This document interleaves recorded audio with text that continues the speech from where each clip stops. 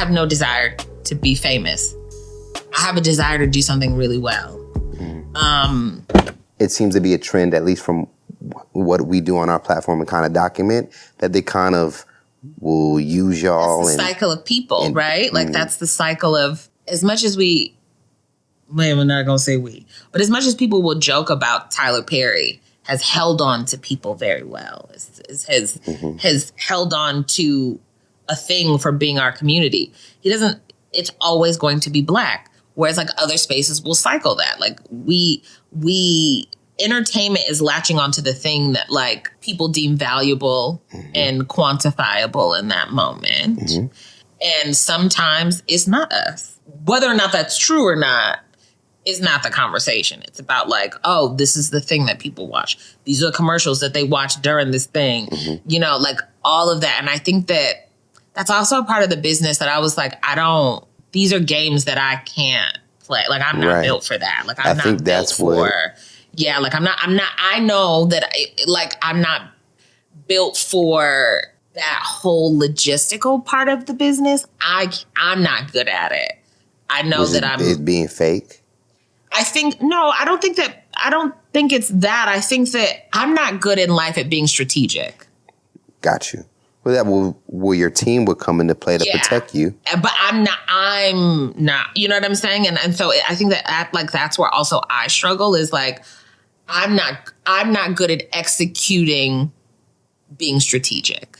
And I think that in anything that you do, you have to decide whether or not you're going to be strategic. Like even in my food businesses, I have to decide, do I pay people a living wage or do I cut costs? And so who are you and are you okay with that? And I think that I am a person who's not built for it. Yeah. And this is great to kind of get to the tail end of the conversation. We had an interview with Dougie Doug. He was like super popular in the 90s and we had a great conversation with him, and he ultimately, would experience some great success in the business and then decide to transition out of the business.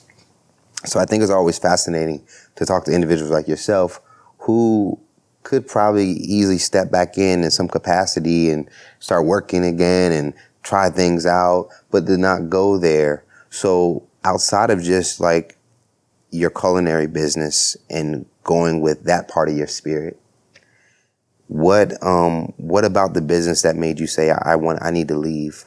I need to step away from Hollywood.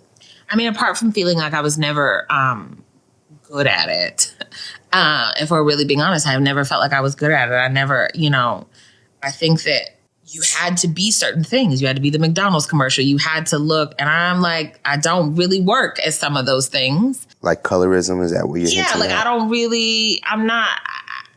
I didn't. And then I think like when I had children, people would